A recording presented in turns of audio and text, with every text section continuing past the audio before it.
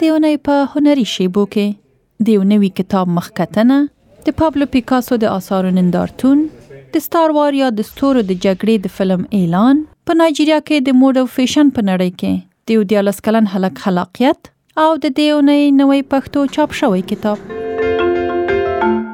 تیره اونۍ کابل کې د شعرستان مخکتنه وه. شعرستان هغه کتاب چې د لیکوال په وینا د تخیل، فکر او عاطفې یوه لنډه سفرنامه ده. د غونډې ګډونوالو ته ویل دا کتاب د شعر په جوړښتونو برابر کتاب دی. د معاصرو ټولو لویو شاعرانو شعرونه پکې راوړل شوي. کاروان صاحب، استاد پسرلی، استاد درویش درانی، د کوزي پښتونخوا لوی شاعران، ټول هغه شاعران چې شعرونه یې د دې کتاب د تیوري په معیار برابر وغه پکې راخستل شوي. البته مثالونه ځکه ډېر ګڼ نه دي چې زما په نظر که موږ د شعر تیوري تشریح کوو او مثال معلی نه وي د شعر د هغه تیوري چې زه تشریح کوم د شعر لپاره د هغې په تله برابر نه وي، د خپله یو پاراډوکس، یو طنز رامنځته کوي. نو ما کوشش کړی چې یوازې شاهکار مثالونه هغه که کم هم وي، کله کله تکرار شوي هم وي، خو چې د دې شعر د دې کتاب د تیوري په تله برابر وي، هغسې مثالونه مې راخیستي د ټولو لویو شاعر. د یو نندارتون ټول هنري آثار د لومړي ځل لپاره د یو کال په ترڅ کې د یوه هنرمند آثار ته ځانګړي شوي. دا نندارتون چې په پاریس کې پرانیستل شوی په 1932 کې د اسپانیایي نامتو نقاش پابلو پیکاسو کارونه نندارې ته وړاندې کوي.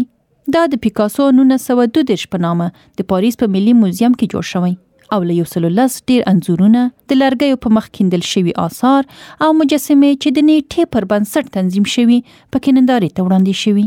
پیکاسو چې په 1993 کې د 92 کالو په عمر ومړ، د 20مې پیړۍ ډیر اغیزمن هنرمند بلل شوی. یو 14 کلن هلک په نایجیریا کې د مود او فیشن په نړۍ کې یو نوی ستوری دی چې له ښځو سره د هغوی د سر د څادر په تړلو کې مرسته کوي. دا څادر چې له ډیر نازک ټوکره او په خورا ښایسته رنګونو کې جوړ دی، په ځایي یوروبا ژبه د ګیلې په نامه یادیږي او په ختیځ افریقا کې د ښځو د فیشن یوه مهمه برخه ده. خو تړل یې یو ځانګړی مهارت غواړي چې دا هلک یې لري او ښې پیسې پرې ګټي. When I found you, I saw raw, untamed power.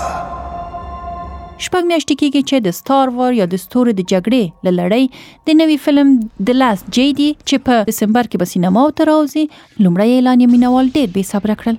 خو تیره اونۍ یو سینمایي اعلان د امریکایي فوټبال د یوې سیالۍ په تفریح کې خپور شو. والټ ډیزني چې د ستار وارز یا د ستورو د جګړې د فلمونو د خپرولو لایسنس لري، مخکې هم دا کار کړی و.